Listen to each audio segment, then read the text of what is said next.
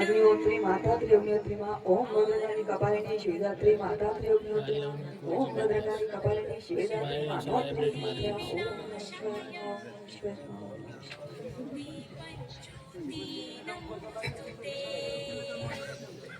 दिव्या दिव्या रे दीपंकार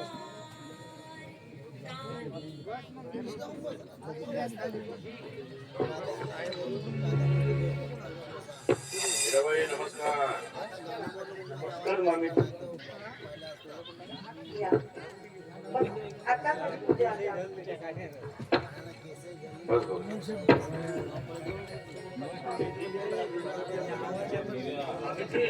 खरंच या जगात देव आहे का? आहे म्हणजे काय नक्कीच आहे म्हणून तर हे जग चालते ना. जरी का तो दिसत नसला तरी पण अदृश्य शक्ती ही नाकारता येत नाही आपल्याला. अगदी बरोबर आहे. तुमच्या मताशी मी सहमत आहे. या जगात एक विधाता आहे म्हणूनच ही सृष्टीचा. साहेब बरोबर आहे. म्हणजे अत्याचार खून खराबा बलात्कार गरीब श्रीमंत हा भेदभाव देव तो आपला उघड्या डोळ्याने का बरं बघतो? नाही गौतम, चुकतोय. यामध्ये परमेश्वराला दोष देऊन उपयोग नाही. ही आपली मानवजातच नीच आहे. स्वतःसाठी माणसं काही काही अशी कृत्य करतात जेणेकरून कधी तुझ्यासारख्या माणसाला परमेश्वराला दोष द्यावा लागतो. पण माणसंच खऱ्या अर्थाने नाणार आहे. मी काय म्हणते की आपण निरर्थक विचार डोक्यामध्ये आणण्यापेक्षा महत्वाच्या विषयावरती चर्चा केलेली बरं. आपलं आगमन कशासाठी झालं ते महत्वाचं नाही का? साहेब करा सुरुवात. खरं म्हणजे मीराबाई एक अत्यंत महत्वाचं बोलायला आलो होतो. कदाचित त्या गोष्टीची कल्पना तुम्हाला ज्योतीने दिली असेल असं वाटतं. पूर्वकल्पना हो. कशाबद्दल? मला तर ज्योतीने काहीच सांगितलं नाही. नाही म्हणजे काही विशेष घडलाय का? नाही विशेष असं काही घडलेलं नाही. नाही विचारते ना मी फोन करून. फोन वगैरे करू नका. आता विषय कसा सुरू करायचा हा जरा. म्हणजे नक्कीच काहीतरी घडलं असेल. आम्ही जे मी डोळ्याने आंधळा माणूस दिवसभर त्या मंदिरात जाऊन बसतो आणि संध्याकाळी 2 घास खाण्यासाठी घरी जातो. अशी सुनबाची काही गलती नाही आणि अमूलची काही गलती नाही. काय गलती नाही बिचारी. पुढे बोला. एवढंच बोलण्यासाठी आलात का? आम्ही जी साहेब सांगतील तुम्हाला. कसं आहे मीराबाई,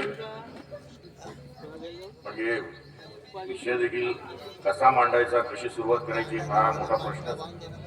पण तुम्हाला सांगणं फार गरजेचं आहे.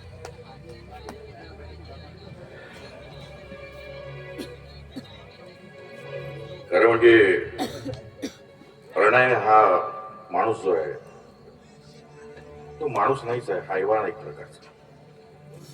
स्वतःच्या बहिणीची बदनामी करायला गेला. एवढा राग आला होता मला त्या दिवशी की माझा हात त्याच्यावर उठणार होता. पण मी विचार केला आणि हे माझं वय देखील नाही कुणावर हात उघडण्याचं.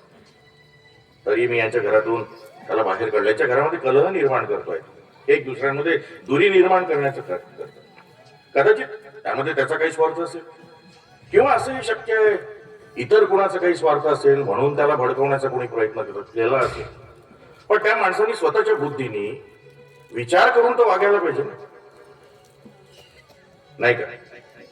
यशवंतराव तुम्ही काय बोलतात मला खरंच काही कळत नाही. प्रणय हा आपल्या बहिणीची बदनामी करतो. हो, यामध्ये माझ्या ज्योतीचा काय संबंध आहे?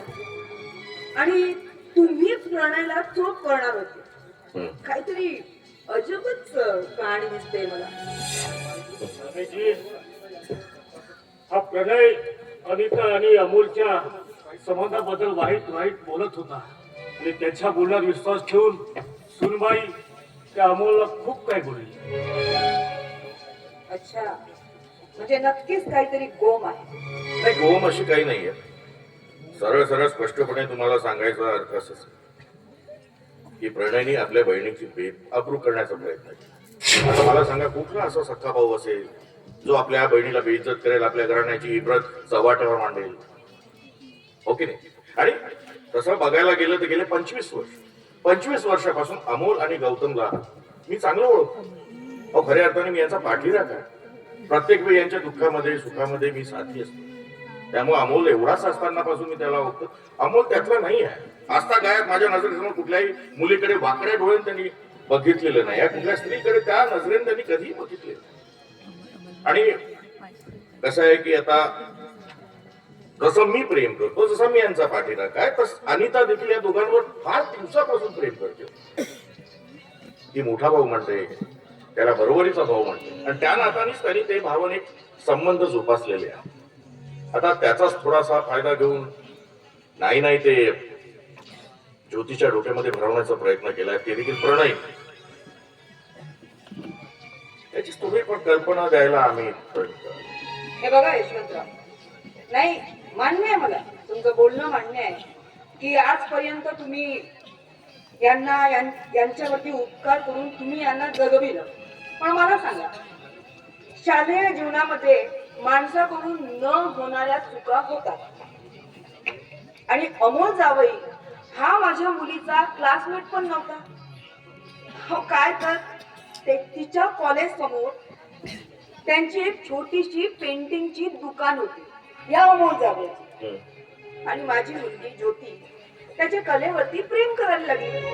एक्झॅक्टली. पण फक्त आणि फक्त माझी बदनामी करण्यासाठी ह्या ज्योतीने मुद्दामहून माझ्या मुलीला प्रेम विवाह करण्यास मदत केली. आणि हे जे काही आहे हे सगळं तिचं नाटक होतं.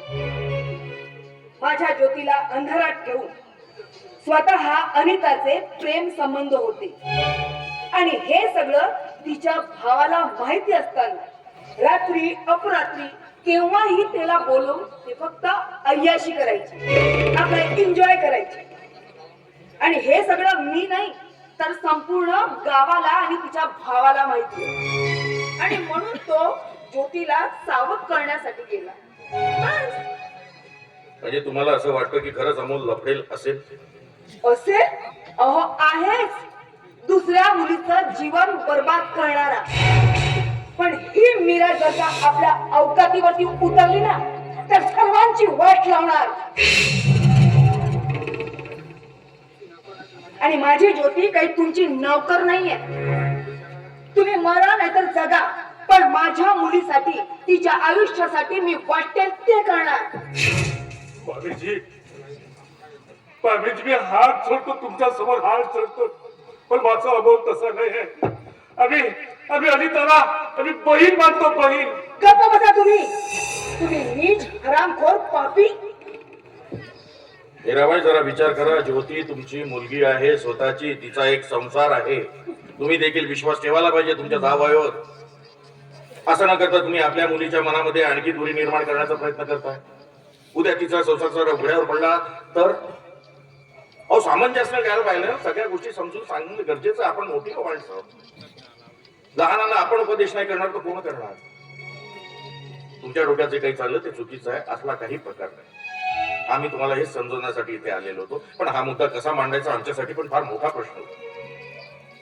गौतम एक सज्जन माणूस आहे. अमोल त्याच्याही पेक्षा एकदम सुवर मुलगा आहे.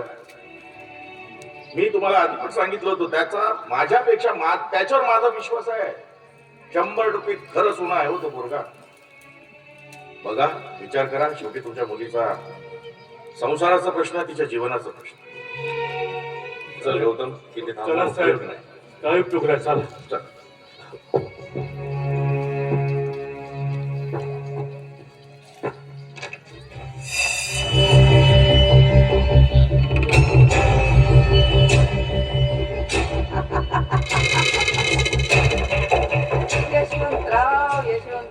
यशवंतराव, हा जे काही घडलाय ना, हा सगळ्याचा सगळा गेम मी खेळलाय. आता बघ त्या आंधळ्याला घराच्या बाहेर काढून त्या भिक्करचोट जावयाला कसं तळपळत मरायला लावते ते. मला म्हणे नादान सासूबाई म्हणून. नादान हो आहे मी, नादान. आणि या मीराच्या मनामध्ये जे काही येईल तेच ती करणार. तर ही मीरा फक्त चुकवते, स्वतः स्वतः मात्र कधी झुकणार नाही. आणि बघ कसा स्वतः ज्योतीला तुझ्यापासून कायम वेगळं